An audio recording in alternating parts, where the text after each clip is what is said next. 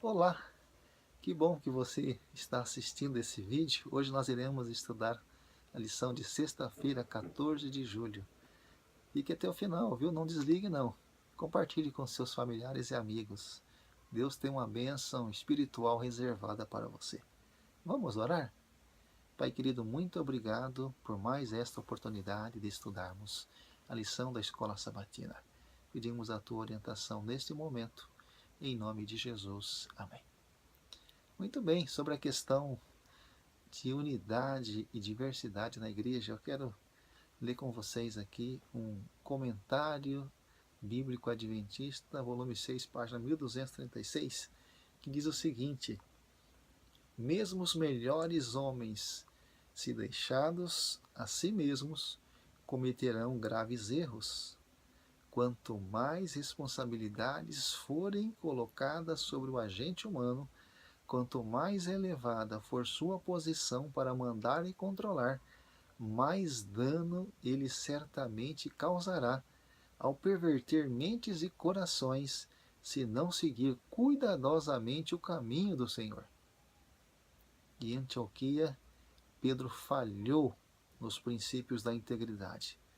Paulo teve que resistir face a face à sua influência ruinosa. E esse fato está registrado para que outros possam se beneficiar dele e para que a lição possa ser uma solene advertência aos homens que ocupam altas posições, para que não faltem com a integridade, mas se atenham aos princípios. Isto é uma grande verdade. E nós temos visto em nossos dias pessoas com altos cargos, altas posições, mostrando que realmente não são habilidosos ou não estão aptos para a função que desenvolvem e cometeram graves erros, e nós temos visto aí muitos escândalos. Na verdade, é uma plena verdade este texto que nós acabamos de ler. Poucas pessoas, queridos, gostam de confronto, mas às vezes é necessário. Em quais circunstâncias a igreja deve condenar o erro e disciplinar os que se recusam a aceitar a correção? Vejam que à medida que a igreja adventista do sétimo dia cresce, ela se torna cada vez mais diversificada. Ela está em mais de 200 países. Quais passos a igreja pode dar para garantir que a unidade não se perca no meio de tanta diversidade? Como aprender a aceitar e até mesmo apreciar a diversidade? Diversidade essa de culturas e tradições entre nós? Ao compartilhar o Evangelho em uma cultura diferente, quais são os elementos essenciais que não devem mudar? E quais podem ser mudados? Como distinguir entre o que deve permanecer e o que podemos, se necessário, renunciar? No livro de 1 Coríntios, capítulo 1, a partir do verso 10, Paulo fala o seguinte: irmãos, peço pela autoridade do nosso Senhor Jesus Cristo que vocês estejam de acordo no que dizem e que não haja divisões entre vocês. Sejam completamente unidos num só pensamento e numa só intenção. Pois, meus irmãos, algumas pessoas da família de Cloé me contaram que há brigas entre vocês.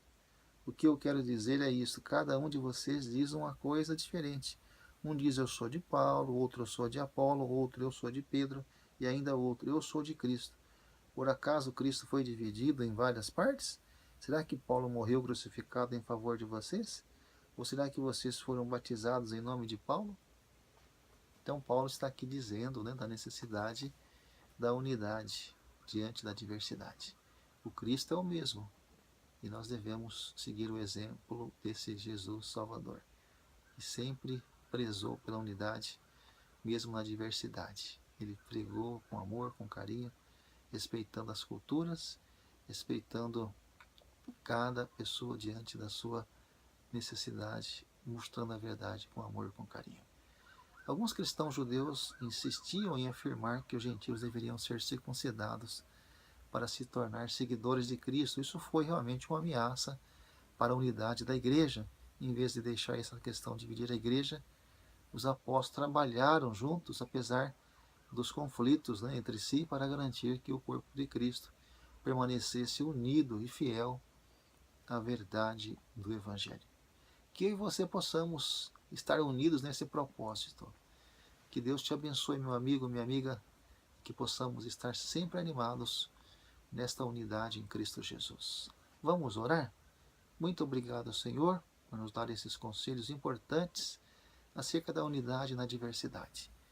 Assim como Pedro, Deus cometeu aquela falha, depois reconheceu o erro, que possamos também, diante de um erro, de uma falha, possamos reconhecer e, acima de tudo, que possamos, ó Deus querido, sermos unidos mesmo diante da diversidade de culturas, enfim, que Deus nos dê a paz, sabedoria, que possamos seguir o exemplo de Jesus. Pedimos e agradecemos por Jesus. Amém. Um grande abraço, fique na paz do Senhor